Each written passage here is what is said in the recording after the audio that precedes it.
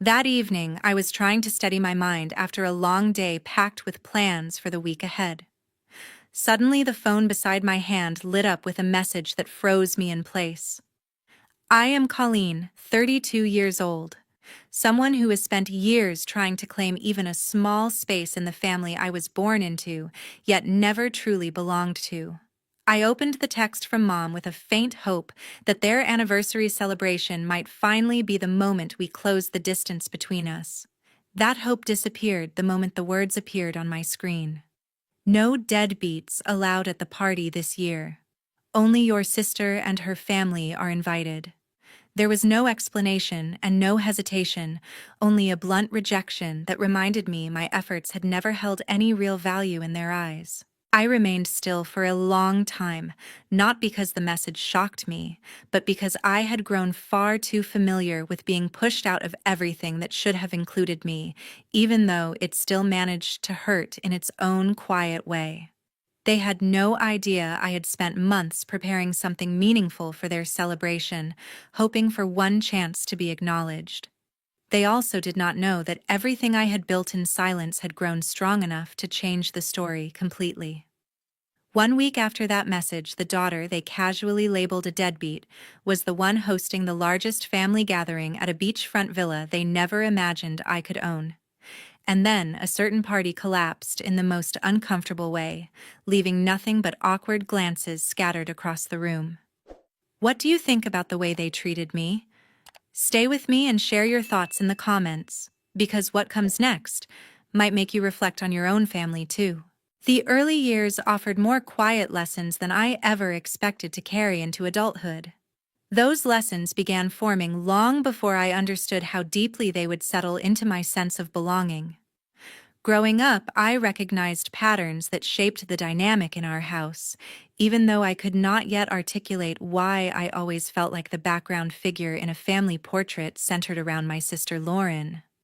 I assumed every sibling relationship carried this kind of imbalance until enough moments accumulated for me to realize it was not simply childhood perception, but a structural truth in our home.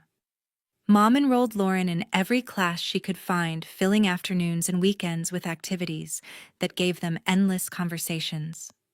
I watched from nearby as they reviewed schedules and celebrated each small milestone, not because I resented her achievements, but because I noticed how rarely anyone asked what I wanted to try. Whenever I mentioned an interest of my own, Mom's response was always practical, explaining that resources needed to be directed where they would have the most impact. Dad, absorbed in his usual routines, echoed the idea that I should be patient and supportive. Over time, patience turned into resignation, and resignation quietly reshaped how I saw myself. One memory marked that shift clearly. I brought home a school project I had poured weeks into, believing it might earn a small moment of encouragement. I placed it on the counter while Mom prepared dinner, hoping she would ask about it. She glanced at it briefly before pivoting into a detailed account of Lauren advancing to a higher-level class. The entire conversation drifted past me before I could speak. I carried the project back to my room without insisting on attention. That evening stayed with me because it revealed how effortlessly my presence could fade from their awareness.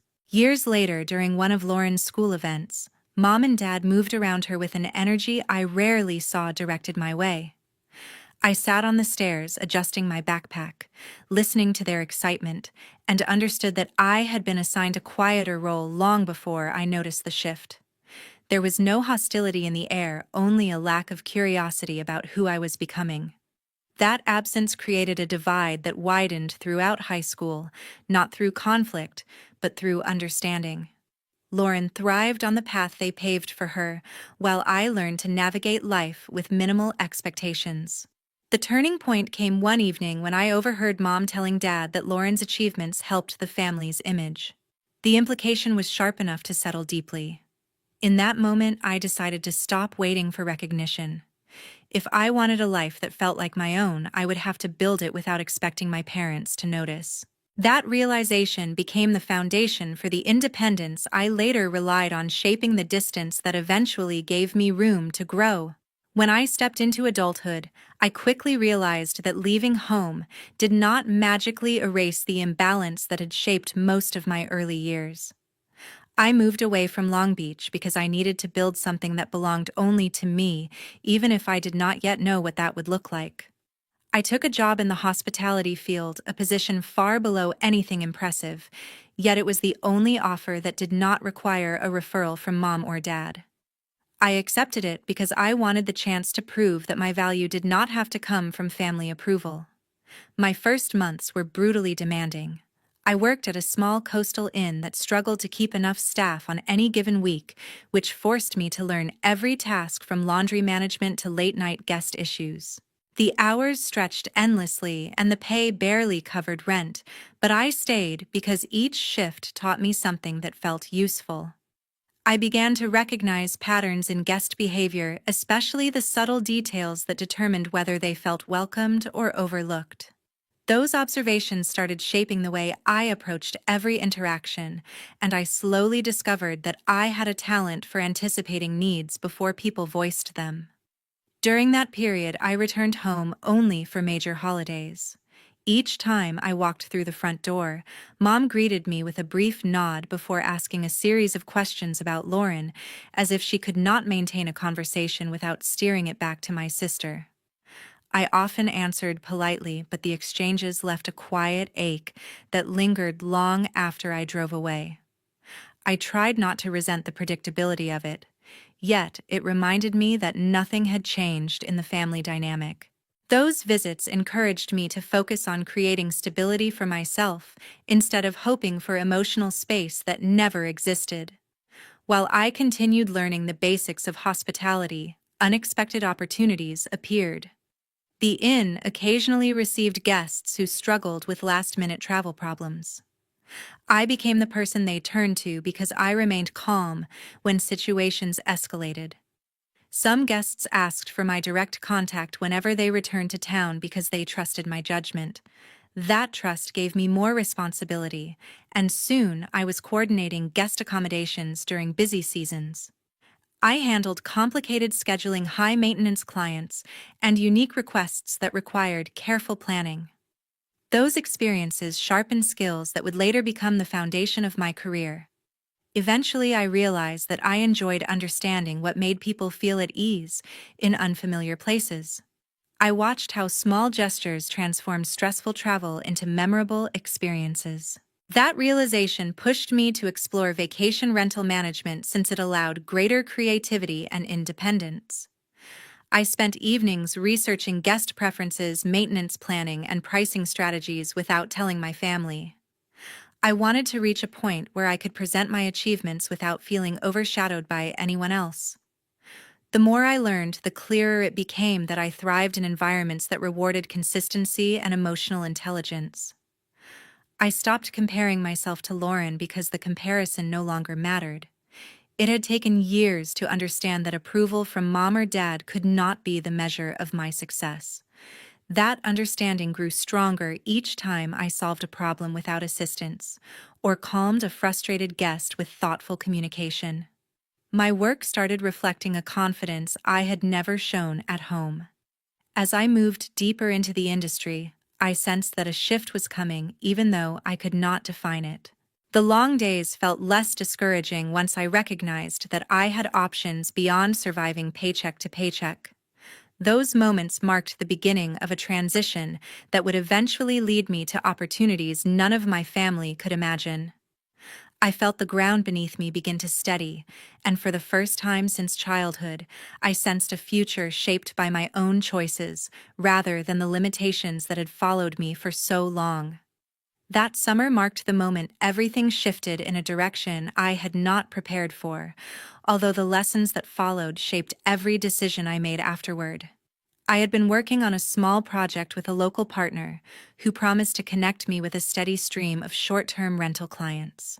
I believed him because he sounded confident and experienced, and I wanted to prove to myself that I could build something without leaning on anyone in my family. A few months later, I learned that every promise he made had been empty. He disappeared with the deposits from several bookings that I had worked hard to secure and left me facing multiple guests who expected a service I could not deliver. I spent 2 days trying to untangle the damage before realizing that the collaboration had already collapsed. I felt foolish for trusting someone who had never earned my trust, yet I also recognized that I had allowed desperation to influence my choices. When I finally gathered the courage to talk about it, my best friend Carmen arrived at my apartment with a bag of takeout and listened while I explained the situation. She did not try to fix anything. She only reminded me that I knew how to work with people and that the skills I had gained were still mine. Her presence helped me stop blaming myself long enough to think clearly about what I wanted next. Once the frustration eased, I looked again at the small contacts I had made over the past year. Several travelers had mentioned that they could not find rentals with reliable hosts during the busy season. A few even said they would book with me again if I ever managed a place on my own. Those conversations returned to me with surprising clarity. I started to wonder if the failure with my partner had been the final push I needed to try something I had been avoiding. I began researching the logistics of managing a rental property instead of simply being a coordinator. Every article pointed to the same conclusion. If I wanted control of the experience, I needed to own at least one rental space. I had no money for a house, so I started smaller. I contacted property owners who were renting out guest houses or small cottages and offered to manage everything. Most ignored me, but a couple agreed to a meeting. Within a month, I signed my first independent management contract. The work was exhausting. I cleaned checked inventory, answered late-night calls, and handled the scheduling myself. I learned how to balance budgets, negotiate with cleaners, and communicate with travelers in a calm and professional tone. Every successful stay helped me build a record that attracted more clients. My earnings were still modest, yet for the first time I saw a path that belonged only to me. By the end of that season, I managed 3 properties with consistent bookings. I knew I would need something bigger if I wanted long-term stability, but the foundation had been laid. I no longer saw myself as someone scraping by. I had become a person capable of creating opportunities from nothing. As that realization settled in, I felt a shift that told me everything ahead would change faster than I expected. 1 week before my parents' anniversary celebration, I felt a quiet thrill running beneath the surface of my usually steady routine. After years of working through uncertainty, I finally reached a point where the long hours of managing guests, negotiating seasonal rentals, refining service plans, and studying market shifts formed something stronger than a career. They built a foundation that attracted a group of investors who believed in the potential of my hospitality model. The contract we signed that week gave me the financial scope to purchase a $5 million villa on the Long Beach shoreline. The villa had enough space to host retreats, reunions, company getaways, and private events, and I knew it would become a stable center for everything I had built.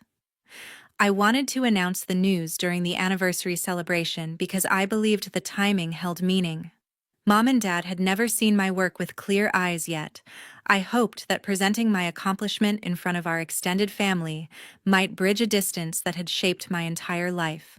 I envisioned a moment when they would understand how deeply I wanted to belong. I prepared slides that traced the development of my business, and I arranged a set of photographs showing the villa at sunset. I wrote a short message of gratitude that I planned to read at the end, one that described how their early sacrifices gave me the strength to build something meaningful. I rehearsed it several times because I wanted to sound confident rather than emotional. 2 days before the celebration, everything shifted. While reviewing booking inquiries, I received a notification from social media.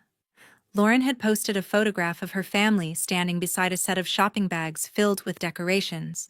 Her caption highlighted their excitement for the upcoming anniversary event.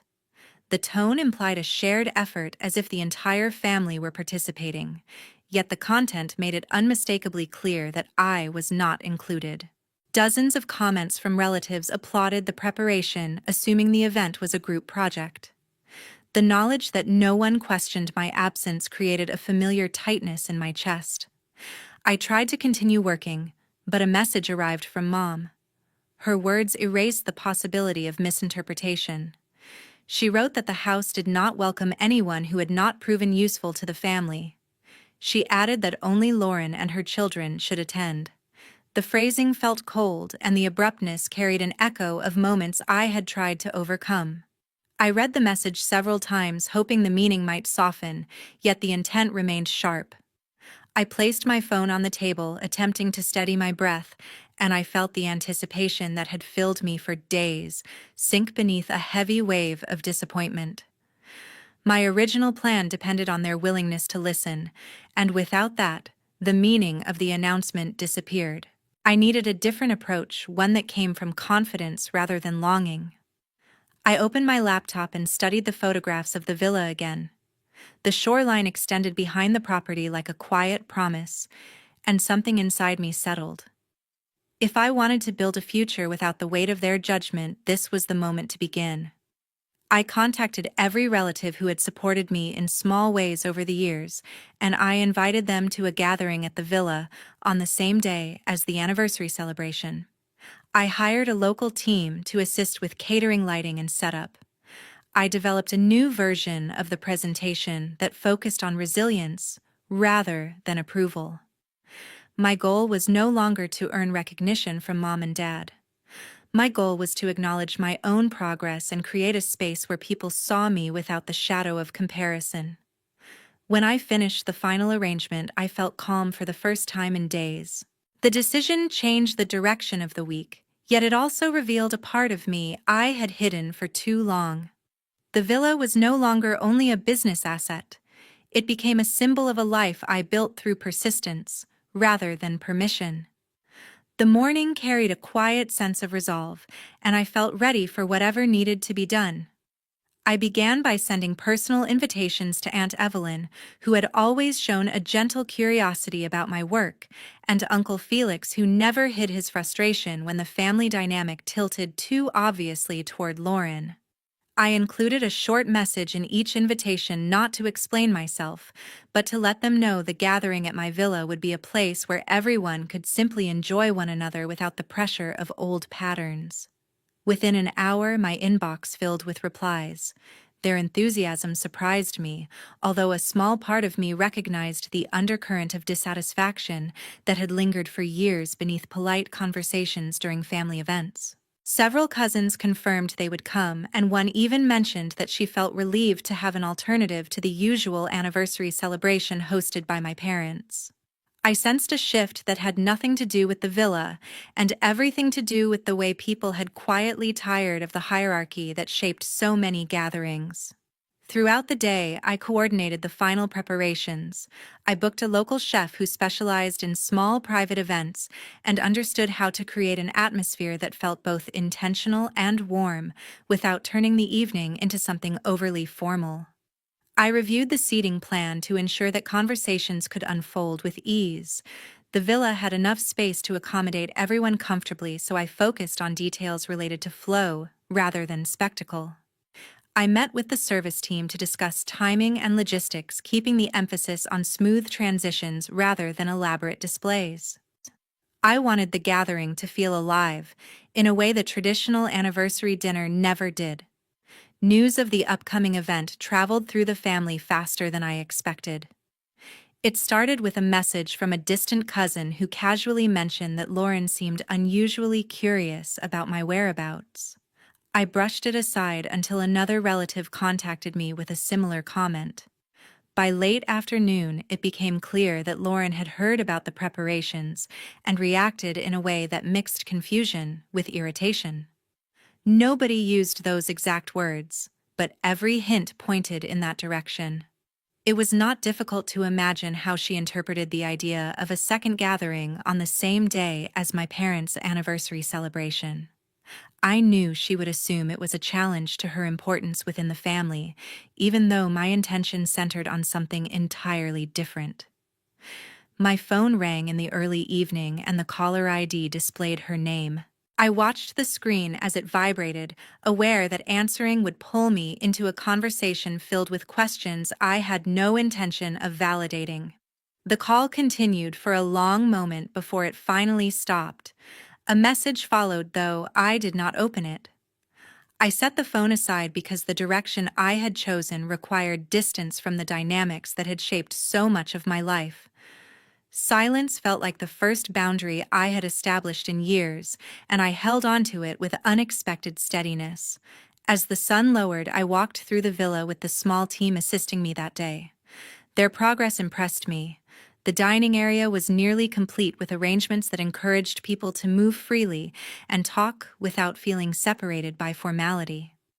The chef had begun organizing the kitchen, and the preparation carried a sense of calm confidence.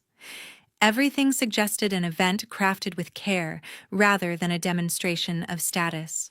The energy reminded me of what the anniversary dinners once tried to be before they became occasions centered around my parents' preferences and Lauren's desire to be the highlight.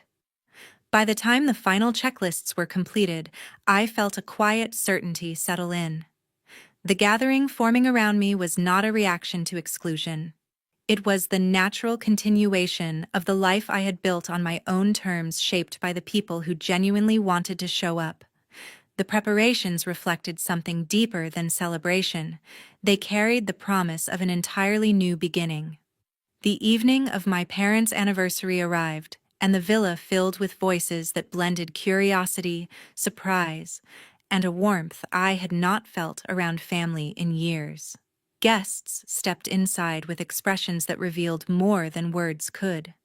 I noticed slight pauses when they caught sight of the preparations, and their reactions carried a tone that suggested they had expected far less from me. Their genuine interest pushed any lingering doubt aside, and I focused on greeting each person without lingering on the memories of past gatherings where I barely received acknowledgement. Conversations unfolded with an ease that felt new, free from the tension that always surrounded events led by my parents. My Aunt Evelyn approached first, greeting me with an enthusiasm that said she had waited a long time to see me receive a moment that felt entirely mine. Uncle Felix followed with a quiet but sincere remark about being glad to celebrate somewhere that did not require stepping around unresolved conflicts. Their attitudes hinted at frustrations they had held back during previous years, yet they did not dwell on complaints. Instead, they took the chance to appreciate what was in front of them. The room soon filled with relatives who had privately grown uncomfortable with the atmosphere at the traditional celebration. Tonight, they were determined to enjoy something different. As the evening developed, I felt the conversation shifting toward my work. People asked thoughtful questions without condescension. They wanted to know how I had built my business, how I managed bookings, and what inspired certain decisions. Their curiosity lacked the dismissive undertone that once overshadowed every exchange at family events. Instead of shrinking into silence, I spoke openly because they genuinely listened. For the first time in a long while, I sensed acceptance forming without conditions. The atmosphere created a space where I did not feel compared to Lauren or viewed through assumptions that had followed me since childhood.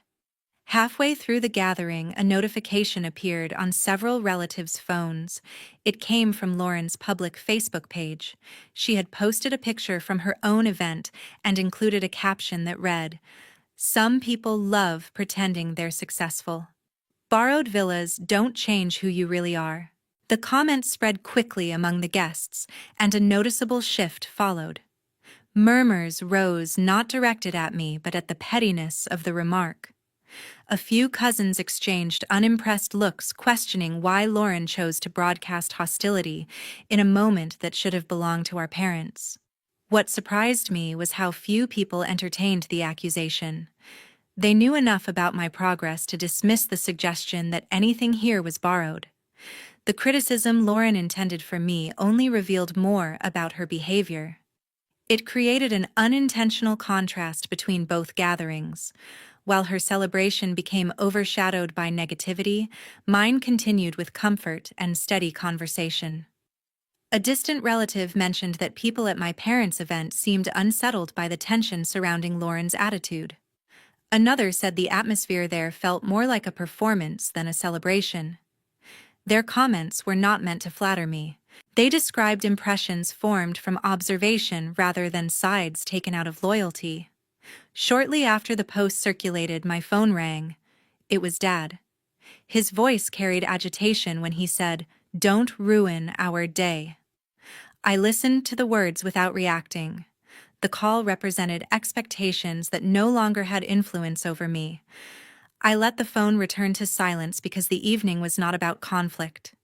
It was about reclaiming the space I had worked for, one that did not require justification to exist. I chose not to let old patterns interrupt the progress unfolding around me.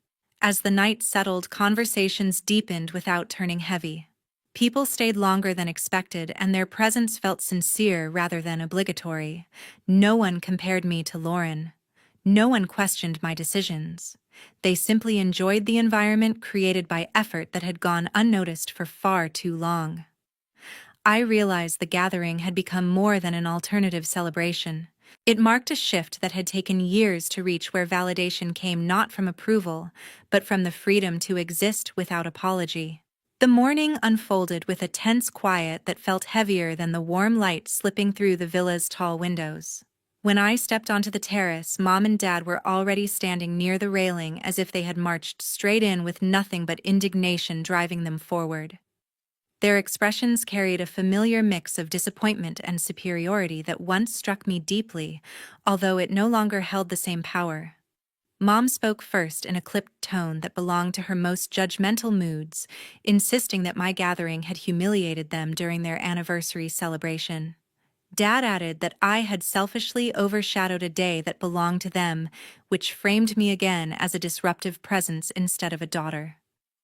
I listened without interrupting because defensiveness would only validate the narrative they had crafted for years. My voice stayed calm when I explained that I owed them nothing after the message they had sent and the exclusion they had chosen without hesitation. The silence that followed felt different from previous confrontations because the emotional balance had shifted. I no longer felt the urge to convince them of my worth or argue for space at their table.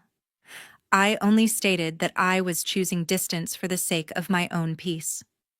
Lauren arrived minutes later, looking distressed in a way I had never seen. Her online post had spiraled quickly, igniting criticism from colleagues who questioned her professionalism and prompting her manager to warn her about the damage she was creating for the company. Friends who once echoed every opinion she voiced had stepped away without offering explanations.